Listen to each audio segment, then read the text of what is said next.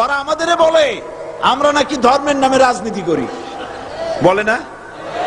আমরা নাকি ধর্মের নামে রাজনীতি করি। আমি বলি ধর্মের নামে আমরা রাজনীতি করি না, আমরা ধর্মীয় রাজনীতি করি। কথাটা বুঝে আসছে কিনা? ধর্মের নামে রাজনীতি তো সেই ব্যক্তি করে 1996 সনের নির্বাচনের আগে যিনি মাথায় পট্টি বেঁধেছিলেন, যিনি শপথ গ্রহণের সময় হাতে তসবিহ পড়েছিলেন, ধর্মের নামে রাজনীতি তিনি করেছেন।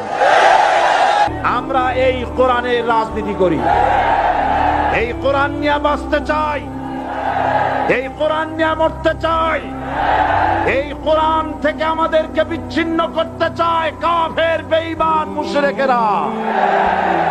ও আমার জাতি, কোরআন থেকে যারা বিচ্ছিন্ন করতে চায়, তোমরা কি তাদের বিরুদ্ধে জিহাদের জন্য প্রস্তুত থাকবে?